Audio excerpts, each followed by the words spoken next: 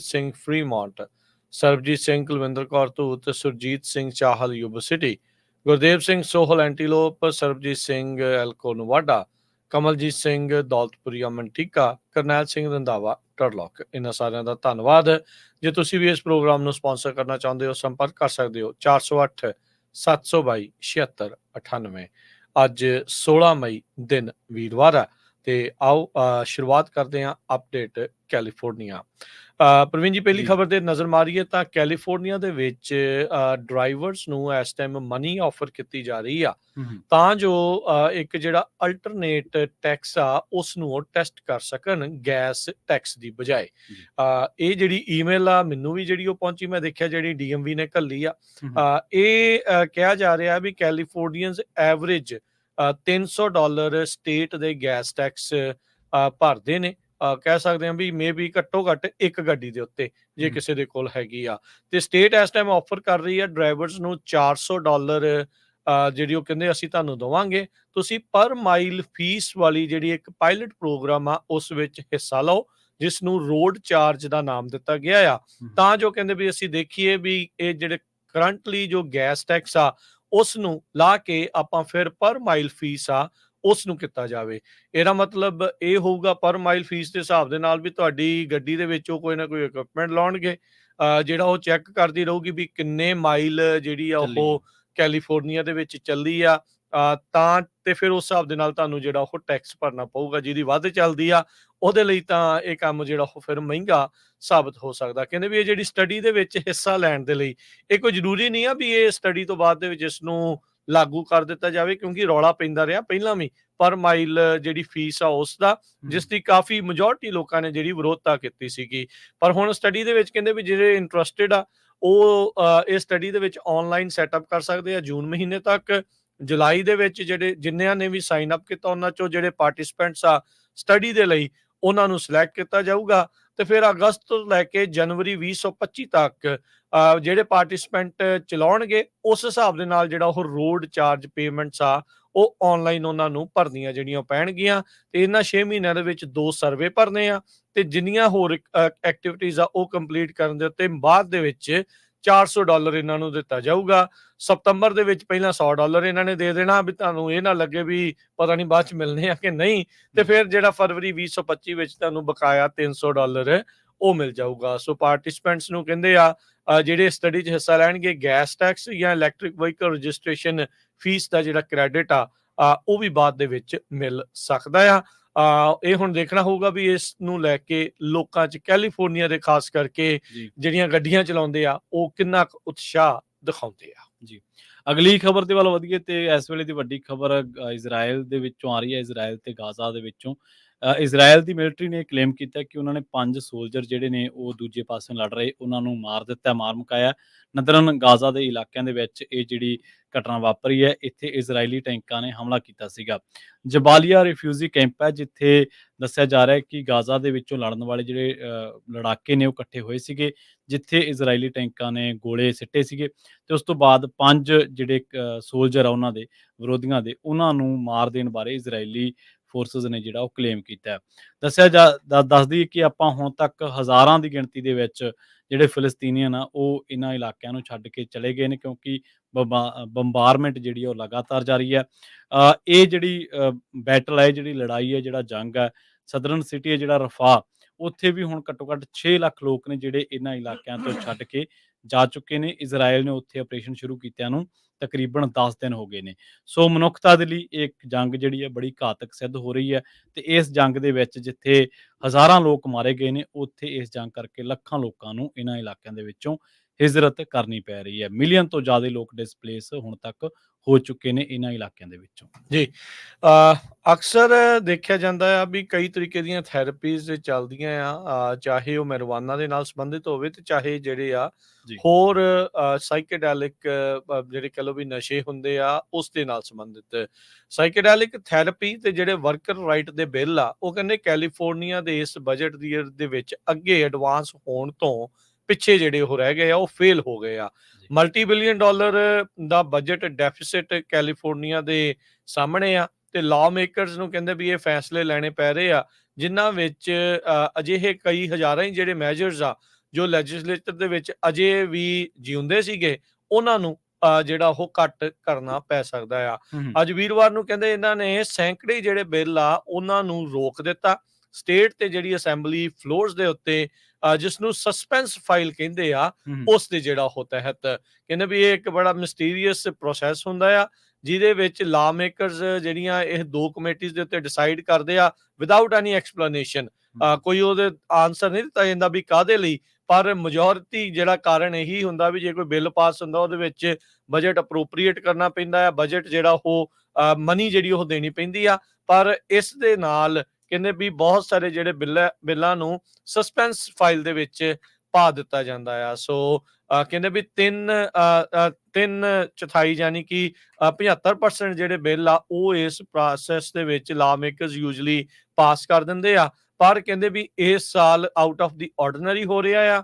ਇੱਕ ਜਿਹੜੇ ਲੌਬਿਸਟ ਕ੍ਰਿਸ ਮਿਸ਼ੈਲੀ ਉਹ ਦੱਸਦੇ ਸੀਗੇ, ਕਹਿੰਦੇ ਵੀ ਇਸ ਵਾਰ ਅਸੈਂਬਲੀ ਅਪਰੋਪਰੀਏਸ਼ਨ ਕਮੇਟੀ ਨੇ 65% ਬਿੱਲ ਜਿਹੜੇ ਆ ਉਹਨਾਂ ਨੇ ਸਸਪੈਂਸ ਫਾਈਲ ਚੋਂ ਜਿਹੜੇ ਉਹ ਅੱਗੇ ਲੈ ਕੇ ਆਏ ਆ, ਜਿਸ ਦੇ ਨਾਲ 230 ਬਿੱਲ ਉਹ ਵਿਚਾਲੇ ਹੀ ਉਸ ਦੇ ਵਿੱਚ ਰਹਿ ਜਾਣਗੇ। ਸੋ ਕਹਿੰਦੇ ਵੀ ਇਹਨਾਂ ਬਿੱਲਾਂ ਦੇ ਵਿੱਚ ਇਹ ਵੀ ਬਿੱਲ ਸੀਗੇ ਜਿਹਦੇ ਨਾਲ ਸਾਈਕੇਡੈਲਿਕ ਥੈਰੇਪੀ ਲੋਕਾਂ ਨੂੰ, ਮਰੀਜ਼ਾਂ ਨੂੰ ਜਿਹੜਾ ਆ ਉਹ ਇਲਾਜ ਦੇਣ ਦੇ ਲਈ ਇਹ ਸਾਈਕੇਡੈਲਿਕ ਜਿਹੜੇ ਡਰੱਗ ਆ ਉਸ ਦੇ ਤਹਿਤ, ਤੇ ਜਿਹੜੇ ਵਰਕਰ ਰਾਈਟਸ ਦਾ ਬਿੱਲ ਆ ਉਹ ਵੀ ਜਿਹੜਾ ਉਹ ਵਿੱਚ ਹੀ ਹੁਣ ਰਹਿ ਗਿਆ ਆ।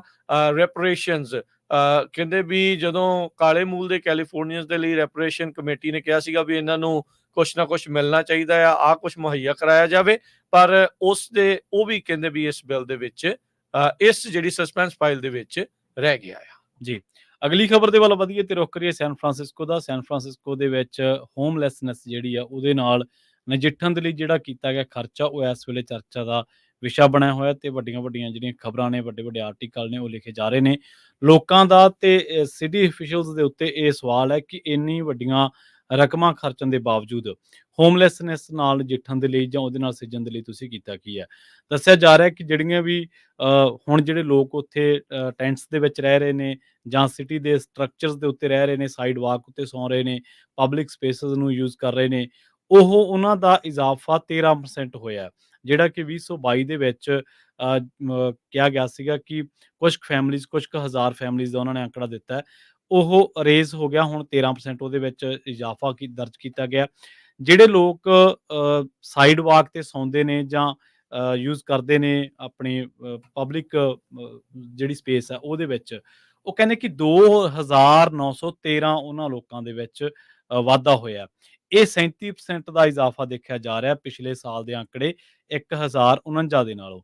ਇਸੇ ਤਰ੍ਹਾਂ ਉਹ ਕਹਿੰਦੇ ਕਿ ਜਿਹੜੇ ਲੋਕ ਆਪਣੇ ਬੱਸਾਂ ਦੇ ਵਿੱਚ ਸੌਂਦੇ ਨੇ, ਫੈਮਲੀਜ਼ ਨੇ, ਉਹਨਾਂ ਦੇ ਵਿੱਚ ਵੀ ਵਾਧਾ ਦੇਖਿਆ ਜਾ ਰਿਹਾ ਤੇ ਉਹਨਾਂ ਦੇ ਵੀ ਪਿਛਲੇ ਸਾਲ ਦੇ ਨਾਲੋਂ ਉਹਨਾਂ ਦੇ ਵਿੱਚ ਕਾਫੀ ਵਾਧਾ ਹੋ ਰਿਹਾ। ਪਿਛਲੇ ਸਾਲ ਇਹ ਗਿਣਤੀ 7754 ਸੀ, ਜਿਹੜੀ ਕਿ ਫੈਮਲੀਜ਼ ਨੇ ਜਿਹੜੀਆਂ ਸੌਂਦੀਆਂ ਸੀਗੀਆਂ ਆਪਣੇ ਗੱਡੀਆਂ ਦੇ ਵਿੱਚ, ਆਪਣੇ ਵਹੀਕਲਸ ਦੇ ਵਿੱਚ ਜਿਹੜੇ ਲੋਕ ਸੌਂਦੇ ਸੀਗੇ, ਤੇ ਇਸ ਟਾਈਮ ਇਹ ਜਿਹੜੀ ਗਿਣਤੀ ਆ ਤਕਰੀਬਨ 8000 ਨੂੰ ਪਾਰ ਕਰ ਗਈ ਆ।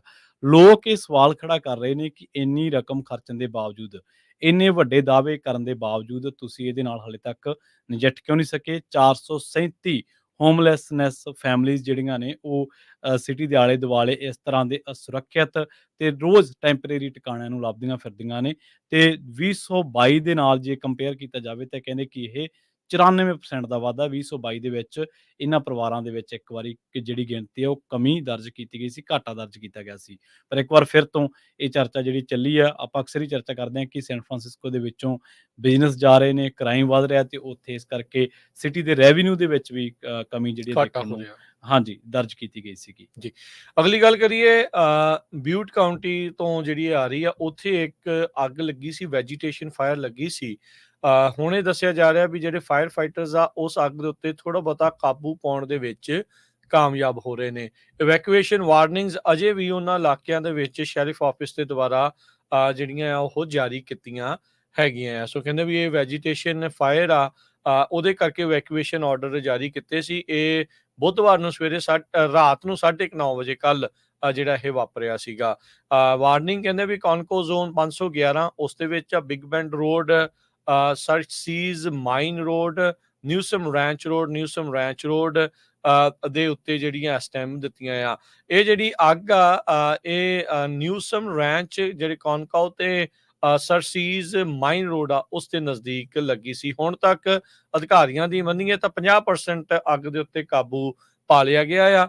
ਇਸ ਅੱਗ ਨੇ, ਜਿਸ ਦਾ ਨਾਮ ਇਹਨਾਂ ਨੇ ਰੈਂਚ ਫਾਇਰ ਰੱਖਿਆ ਆ, ਉਸ ਨੇ ਹੁਣ ਤੱਕ 10 ਏਕੜ ਉਹ ਜਿਹੜੇ ਨਸ਼ਟ ਕਰ ਦਿੱਤੇ ਆ ਤੇ ਪਹਿਲਾਂ ਜਿਹੜੇ ਆ ਇਸ ਨੂੰ 25 ਏਕੜ ਦੱਸਿਆ ਗਿਆ ਸੀ। ਕੈਲ ਫਾਇਰ ਕਹਿ ਰਹੀ ਆ ਵੀ ਅਸੀਂ ਪ੍ਰੋਗਰੈਸ ਕਰ ਰਹੇ ਆ ਤੇ ਕਰੂਜ਼ ਇਸ ਪੈਰੀਮੀਟਰ ਦੇ ਉੱਤੇ ਇਸ ਅੱਗ ਦੇ ਇਰਦ ਗਿਰਦ ਜਿਹੜੀ ਉਸ ਨੂੰ ਕਾਬੂ ਪਾਉਣ ਦੇ ਵਿੱਚ ਕਾਮਯਾਬ ਹੋ ਰਹੀ ਆ।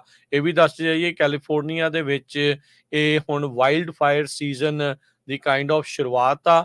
ਘਾਹ ਹੁਣ ਸੁੱਕ ਰਿਹਾ ਆ, ਮੀਂਹ ਪੈ ਹਟੇ ਆ, ਵੈਜੀਟੇਸ਼ਨ ਬਹੁਤ ਹੋਈ ਆ ਤੇ ਇੱਕ ਵੀ ਜਿਹੜੀ ਚੰਗਿਆੜੀ ਆ ਉਹ ਭਾਂਬੜ ਮਚਾ ਸਕਦੀ ਆ। ਸੋ ਸਾਰਿਆਂ ਨੂੰ ਉਹੀ ਹਦਾਇਤਾਂ ਦੇ ਰਹੇ ਆ ਵੀ ਭਾਈ ਵੱਧ ਤੋਂ ਵੱਧ ਸੇਫਟੀ ਦਾ ਪ੍ਰੀਕਾਸ਼ਨਸ ਦਾ ਧਿਆਨ ਲਓ। ਜੀ, ਅਗਲੀ ਖਬਰ ਦੇ ਵੱਲ ਵਧੀਏ ਤੇ ਰੁਕ ਕਰੀਏ ਲਾਸ ਐਂਜਲਸ ਦਾ। ਲਾਸ ਐਂਜਲਸ ਦੇ ਵਿੱਚ ਮੈਟਰੋ ਸਟੇਸ਼ਨ ਦੇ ਵਿੱਚ ਸਥਿਤੀ ਉਦੋਂ ਤਣਾਅਪੂਰਨ ਬਣ ਗਈ ਸੀ ਜਦੋਂ ਗੱਡੀ ਦੇ ਉੱਤੇ ਮੈਟਰੋ ਟ੍ਰੇਨ ਦੇ ਉੱਤੇ ਕਹਿ ਸਕਦੇ ਆਪਾਂ 2 ਜਣਿਆਂ ਨੂੰ ਦੇਖਿਆ ਗਿਆ ਸੀ ਟਨਲ ਦੇ ਵਿੱਚ ਤੇ 1 ਜਣਾ ਟ੍ਰੇਨ ਦੇ ਉੱਪਰ ਸੀਗਾ। ਜਦੋਂ ਪਤਾ ਲੱਗਿਆ, ਕਾਲ ਕੀਤੀ ਗਈ ਪੁਲਿਸ ਨੂੰ ਸੱਦਿਆ ਗਿਆ। ਸਾਊਥ ਵੈਸਟ 2nd ਸਟਰੀਟ ਤੇ ਸਾਊਥ ਬ੍ਰੌਡਵੇ ਸਟੇਸ਼ਨ ਆ ਜਿਹੜਾ, ਉੱਥੇ 5:45 ਦੀ ਇਹ ਗੱਲ ਆ ਜਦੋਂ ਅਥਾਰਟੀਜ਼ ਨੂੰ ਇੱਕ ਕਾਲ ਆਈ ਤੇ 2 ਬੰਦੇ ਉਹਨਾਂ ਨੇ ਕਿਹਾ ਕਿ ਅੰਡਰਗਰਾਊਂਡ ਟਨਲ ਦੇ ਵਿੱਚ ਦੇਖੇ ਗਏ ਨੇ। ਤੇ ਉਸ ਤੋਂ ਬਾਅਦ ਇਹ ਸਥਿਤੀ ਉਦੋਂ ਹੋਰ ਥੋੜੀ ਜਿਹੀ ਤਣਾਅਪੂਰਨ ਹੋ ਗਈ ਜਦੋਂ ਪਤਾ ਲੱਗਿਆ ਕਿ ਇਹਨਾਂ ਦੇ ਵਿੱਚੋਂ ਇੱਕ ਕੋਲੇ ਜਿਹੜਾ ਉਹ ਨਾਈਫ ਹੈ, ਚਾਕੂ ਹੈ ਤੇ ਉਹ ਖਤਰਨਾਕ ਵੀ ਸਾਬਿਤ ਹੋ ਸਕਦਾ ਜੇਕਰ ਉਹਨੂੰ ਕੋਈ ਬਚਾਉਣ ਦੀ ਕੋਸ਼ਿਸ਼ ਕਰਦਾ ਹੈ। ਲਾਸ ਐਂਜਲਸ ਪੁਲਿਸ ਡਿਪਾਰਟਮੈਂਟ ਤੇ ਲਾਸ ਐਂਜਲਸ ਫਾਇਰ ਡਿਪਾਰਟਮੈਂਟ ਨੂੰ ਸੱਦਿਆ ਗਿਆ ਮੌਕੇ ਦੇ ਉੱਤੇ ਤੇ ਉਸ ਤੋਂ ਬਾਅਦ ਇਹਨਾਂ ਨੂੰ ਕੱਢਿਆ ਗਿਆ। ਦੱਸਿਆ ਜਾ ਰਿਹਾ ਕਿ ਇਹ ਜਿਹੜਾ ਹਥਿਆਰਬੰਦ ਬੰਦਾ ਸੀ ਉਹਨੇ ਪੁਲਿਸ ਦੇ ਨਾਲ ਕਾਫੀ ਤੂੰ ਮੈਂ ਵੀ ਕੀਤੀ। 6 ਵਜੇ ਤੱਕ ਇਹ ਸਾਰਾ ਜਿਹੜਾ ਨਾਟਕੀ ਘਟਨਾਕ੍ਰਮ ਆ ਉਹ ਚੱਲਦਾ ਰਿਹਾ। ਜਿਨ੍ਹਾਂ ਨੂੰ ਲੋਕਾਂ ਨੇ ਸਫ਼ਰ ਕਰਨਾ ਸੀ, ਜਿਨ੍ਹਾਂ ਨੇ ਆਪਣੀਆਂ ਮੰਜ਼ਿਲਾਂ ਤੇ ਪਹੁੰਚਣਾ ਸੀ, ਉਹ ਕਾਫੀ ਇਸ ਮਾਮਲੇ ਦੇ ਆਉਣ ਕਰਕੇ ਸਾਹਮਣੇ ਆਉਣ ਕਰਕੇ ਉਹਨਾਂ ਨੂੰ ਸਫ਼ਰ ਜਿਹੜਾ ਉਹ ਰੋਕਣਾ ਪਿਆ। ਮੈਟਰੋ ਟ੍ਰੇਨ ਜਿਹੜੀਆਂ ਨੇ ਉਹਨਾਂ ਨੂੰ ਖਾਲੀ ਕਰਾਇਆ ਗਿਆ, ਕਿਤੇ ਕੋਈ ਹੋਰ ਇਹਨਾਂ ਦੇ ਨਾਲ ਦਾ ਸ਼ੱਕੀ ਨਾ ਉੱਥੇ ਹੋਵੇ।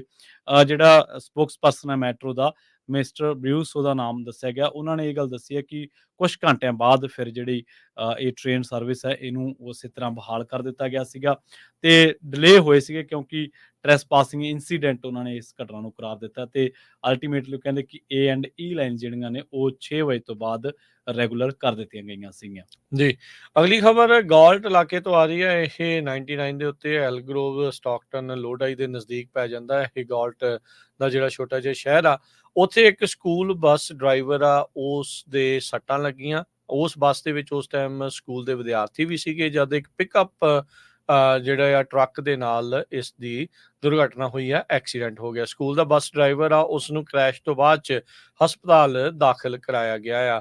ਇਹ ਬੀਤੇ ਦਿਨਾਂ ਦੇ ਵਿੱਚ ਸ਼ਾਮ ਨੂੰ 5:30 ਵਜੇ ਇਹ ਕ੍ਰੈਸ਼ ਜਿਹੜਾ ਉਹ ਵਾਪਰੇ। ਜੀ, ਮਾਫੀ ਚਾਹੁੰਦੇ ਆ।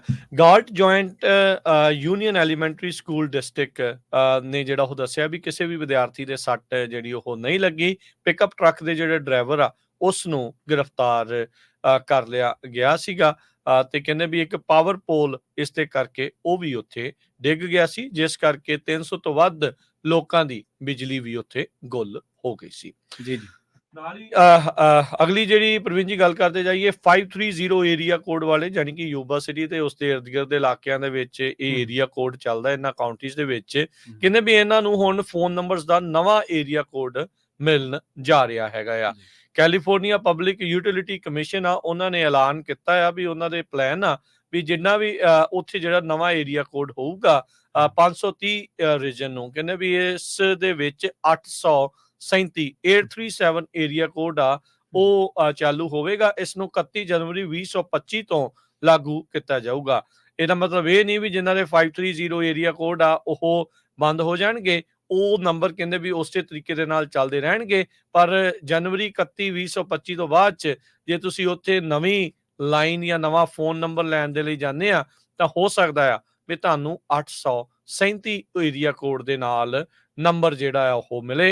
ਇਸ ਮੌਕੇ Alpine, Butte, Colusa, El Dorado, Glenn, Humboldt, Lassen, Modoc, Mono, Nevada, Placer, Plumas, Shasta, Sierra, Siskiyou, Solano, Sutter, Tehama, Trinity, Yolo ਤੇ ਯੂਬਾ ਦੀਆਂ ਕਾਉਂਟੀਜ਼ ਦੇ ਜਿਹੜੇ ਇਲਾਕੇ ਆ 530 ਏਰੀਆ ਕੋਡ ਦੇ ਵਿੱਚ ਪੈਂਦੇ ਹੈਗੇ ਨੇ। ਜੀ, ਸੈਂਟਾ ਮੋਨਿਕਾ ਦਾ ਜਿਹੜਾ ਰੁੱਖ ਕਰਾਂਗੇ, ਉੱਥੇ ਇੱਕ ਹੋਮਲੈਸ ਮੈਨ ਨੇ ਇੱਕ ਬੀਬੀ ਦੇ ਉੱਤੇ ਅਟੈਕ ਕੀਤਾ ਤੇ ਉਹਦੇ ਨਾਲ ਜਿਸਮਾਨੀ ਤੌਰ ਤੇ ਉਹਨੂੰ ਤੰਗ ਪਰੇਸ਼ਾਨ ਕੀਤਾ ਹੈ।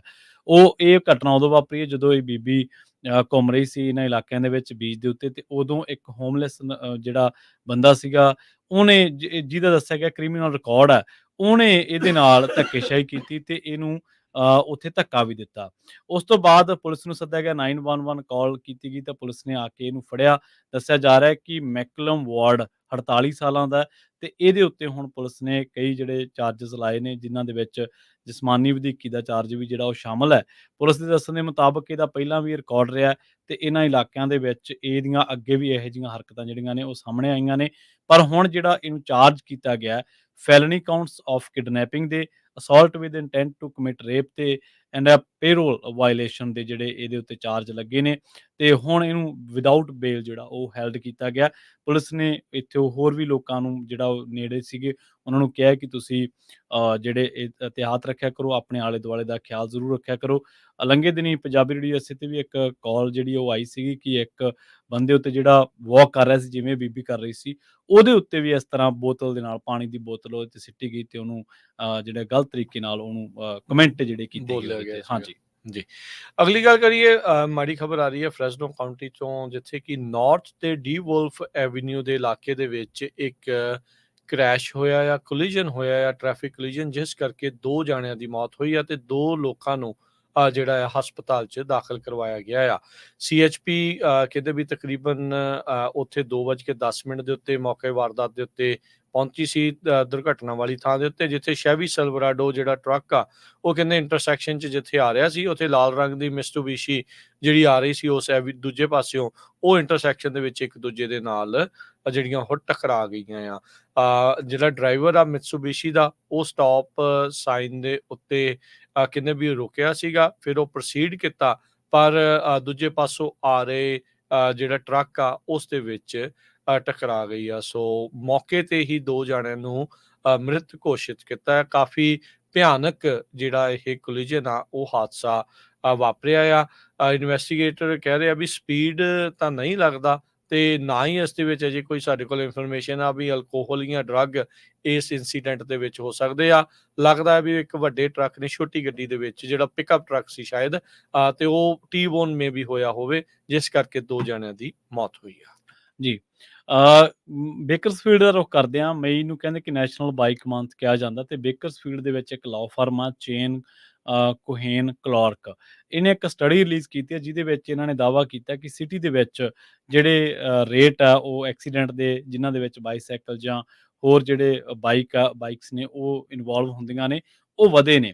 ਬੇਕਰਸਫੀਲਡ ਦੇ ਵਿੱਚ 70 ਕ੍ਰੈਸ਼ਿਸ ਹੋਏ ਨੇ, ਜਿਨ੍ਹਾਂ ਦੇ ਵਿੱਚ ਬਾਈਸਾਈਕਲਸ ਜਾਂ ਹੋਰ 2 ਪਹੀਆ ਜਿਹੜੇ ਵਾਹਨ ਕਹਿ ਸਕਦੇ ਆਪਾਂ ਉਹ ਸ਼ਾਮਲ ਨੇ। 71 ਜਾਣੇ ਇਹਨਾਂ ਮਾਮਲਿਆਂ ਦੇ ਵਿੱਚ ਇੰਜਰਡ ਹੋਏ ਨੇ, 2 ਮੌਤਾਂ ਹੋਈਆਂ ਨੇ। ਸਟੱਡੀ ਦਾ ਕਹਿਣਾ ਇਹ ਦਾਅਵਾ ਹੈ। ਪਿਛਲੇ ਸਾਲਾਂ ਦੇ ਨਾਲੋਂ ਕਹਿੰਦੇ ਕਿ 2 ਸਾਲਾਂ ਦੇ ਜਿਹੜੇ ਆંકੜੇ ਨੇ, ਜਦੋਂ ਉਹਨਾਂ ਦੇ ਨਾਲ ਕੰਪੈਰੀਜ਼ਨ ਕੀਤਾ ਗਿਆ ਤਾਂ ਸਟੱਡੀ ਤੇ ਡਾਟਾ ਇਹ ਸ਼ੋ ਕਰਦਾ ਕਿ 30% ਇਨਕਰੀਜ਼ ਹੈ ਪਿਛਲੇ 2 ਸਾਲਾਂ ਦੇ ਨਾਲੋਂ। ਜੇਕਰ 10 ਸਾਲਾਂ ਦੀ ਗੱਲ ਕਰੀਏ ਤਾਂ ਫਰਮ ਦਾ ਦਾਅਵਾ ਇਹ ਹੈ ਕਿ ਬੇਕਰਸਫੀਲਡ ਦੇ ਵਿੱਚ ਰਿਕਾਰਡਡ 723 ਬਾਈਕ ਕ੍ਰੈਸ਼ਸ ਹੋਏ ਨੇ, 712 ਇੰਜਰੀਜ਼ ਹੋਈਆਂ ਨੇ ਤੇ 24 ਫੈਟੈਲਿਟੀਜ਼ ਇਹਨਾਂ ਮਾਮਲਿਆਂ ਦੇ ਵਿੱਚ ਹੋਈਆਂ ਨੇ। ਸੋ ਉਹਨਾਂ ਨੇ ਸਿਟੀ ਨੂੰ ਵੀ ਕਿਹਾ ਤੇ ਉਹਨਾਂ ਨੇ ਲੋਕਾਂ ਨੂੰ ਵੀ ਕਿਹਾ ਕਿ ਆਪਣਾ ਖਿਆਲ ਰੱਖੋ। ਖਾਸ ਤੌਰ ਤੇ ਇਹ ਹਾਦਸੇ ਇੰਟਰਸੈਕਸ਼ਨਸ ਦੇ ਉੱਤੇ ਵਾਪਰਦੇ ਨੇ, ਜਦੋਂ ਆਪਾਂ ਕਿਸੇ ਚੀਜ਼ਾਂ ਨੂੰ, ਤੇਜ਼ ਰਫ਼ਤਾਰ ਚੀਜ਼ਾਂ ਨੂੰ ਮਿਸ ਜੱਜਮੈਂਟ ਕਰ ਜਾਂਦੇ ਹਾਂ, ਜਾਂ ਯੈਲੋ ਦੇ ਵਿੱਚ ਕਈ ਵਾਰੀ ਆਪਾਂ ਕਾਹਲੀ ਦੇ ਵਿੱਚ ਲੰਘਾਉਣ ਦੀ ਕੋਸ਼ਿਸ਼ ਕਰਦੇ ਹਾਂ। ਜੀ।